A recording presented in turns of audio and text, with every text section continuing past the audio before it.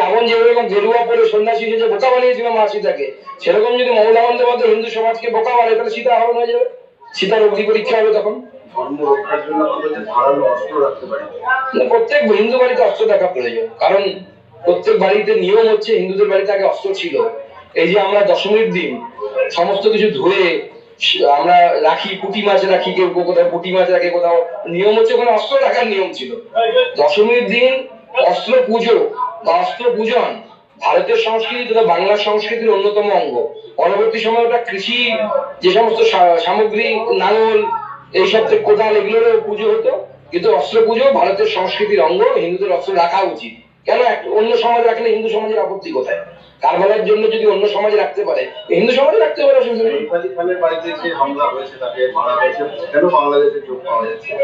দিদির অনুপ্রেরণা তো নদিয়া দিয়ে ঢুকিয়ে তাকে চালান করে দিয়েছে। সৈফ আলী খানের এই যে আক্রমণ, এই আক্রমণ নিয়ে তো আমাদের বিরোধীরা একদম লাফিয়ে উঠেছিল। আরে বিজেপি শাসিত রাজ্যে হিন্দু রাজ্য রাষ্ট্র হয়ে গেছে, মুসলিমদের কোনো সুরক্ষা নেই, হ্যান নেই। ধরা পড়লো কে দেখলেন তো? মুসলিম হিতৈষী মমতা বন্দ্যোপাধ্যায়ের রাজ্য থেকে গিয়ে সে সৈফ আলী খানের পেছনে চাকুটাক গেঁথেছে। মমতা বন্দ্যোপাধ্যায়কে তো সবার ধরা উচিত এখন। আমাদের যারা ইন্ডি জোট, সোকট ইন্ডি জোট আছে, সেই ইন্ডি জোটের লোকেদের তারা মমতা বন্দ্যোপাধ্যায়কে হাত তোলা উচিত। উত্তরপ্রদেশে এনকাউন্টার নিয়ে কথা হয়, গোয়ালপাড়ায় যে রাজ্যকে এনকাউন্টার করা হয়েছে এবং তার এক সঙ্গীকে গ্রেফতার করা হয়েছে। দেখুন, আমি এটাকে স্বাগত জানাবো এবং আমি দেখে খুশি হয়েছি যে পশ্চিমবঙ্গ পুলিশ গুলি চালাতে পারে। আমি ভাবতাম যে বন্দুকগুলো চলে না, 303 বন্দুকগুলো, তো এবার কমসে কম গুলি চালাতে পেরেছে। এবং সব থেকে বড় কথা, রাজীব বাবু তো উত্তরপ্রদেশের বাড়ি, রাজীব কুমারের, ডিজি সাহেবের, সেগুলো মনে হয় যোগীজিকে দেখে একটু অনুপ্রাণিত হয়ে গেছে। আবার দিদিমণি কান্না বলে দেয়, সেটা দেখতে হবে। কাছে বন্দুকটা তাহলে পৌঁছানো করে পুলিশ পুলিশেরই কেউ পৌঁছে দিয়েছে। সাজ্জাদের তো লোকেদের অভাব নেই। সাজ্জাদের এত এনকোয়ারি হওয়া উচিত, কারা এর সাথে যুক্ত তাদের প্রত্যেকের গ্রেপ্তার হওয়া উচিত। যে পুলিশ কাস্টাডিতে থাকা অবস্থায় কি করে তার কাছে বন্দুক পৌঁছলো এবং সেই বন্দুক দিয়ে পুলিশের উপর গুলি চালানো হলো, দুজন পুলিশের অবস্থা এই অবস্থা হলো, তার জন্য দায়ীটাকে?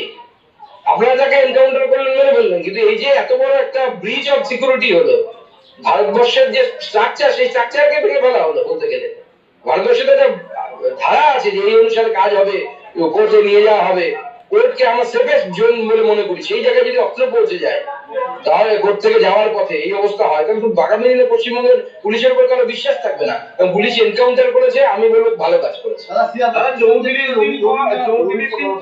পেরিয়ে গেল, এখনো বাবুলিয়াটি প্রমোটারকে পেটানো তৃণমূল কাউন্সিলর অধরা, পুলিশের দুরকম রূপটি বলছে। ও তো ধরবে না, পয়সা দেওয়া আছে। পুলিশ মাঝে মাঝে ভাগ নিত, কোথা থেকে ধরবে? যে টাকাটা ও তুলতো তার ভাগের মাল তো যেত পুলিশের কাছে। পুলিশের ক্ষমতা আছে নাকি? শিয়ালদাতে রোহিঙ্গা ধরা পড়েছে তো নতুন কিছু নয়। আপনি পশ্চিমবঙ্গের কোন জায়গায় দেখতে যাবেন চলুন, মমতা বন্দ্যোপাধ্যায়ের দৌলতে একের পর এক রোহিঙ্গা ঢুকেছে। পুরো শওকত মোল্লা থেকে শুরু করে শেখ শাহজাহান থেকে শুরু করে এরা মাছের ভেরির পাশে পাশে রোহিঙ্গা বসিয়েছে। আপনি ক্যামেরা নিয়ে যেতে পারবেন না, গেলে আপনাকে খুন করে দেবে। রোহিঙ্গা বসিয়ে রেখেছে, যাদেরকে ভোটের সময় ইউজ করে মমতা বন্দ্যোপাধ্যায়। কলকাতাতে আসুন, সল্ট লেকে রোহিঙ্গাদের বস্তি বসিয়েছে মমতা বন্দ্যোপাধ্যায়। আপনি আসুন গঙ্গার ধার দিয়ে উত্তর কলকাতার এলাকা, বিস্তীর্ণ এলাকা, সেখানে রোহিঙ্গা আছে। মমতা বন্দ্যোপাধ্যায় এই লাস্ট 10 বছরে বস্তি তৈরি হয়ে গেছে। মমতা বন্দ্যোপাধ্যায় চেষ্টা করছে রোহিঙ্গাদেরকে এনে, বাংলাদেশ থেকে মুসলিমদেরকে এনে পশ্চিমবঙ্গে হিন্দুদেরকে সংখ্যালঘিষ্ঠ করার জন্য, অর্থাৎ সংখ্যালঘু করে মুসলিম সমাজকে সংখ্যাগুরু করার চেষ্টা করছে। দেখুন, বর্ডার পাহাড়, আমাদের বর্ডার তো কোরাস বলতে আমাদের ফেন্সিং হয়নি। ফেন্সিং কেন হয়নি? মমতা বন্দ্যোপাধ্যায় জায়গা দেয়নি বলে। দায়িত্ব রাজ্য সরকার জায়গা দিই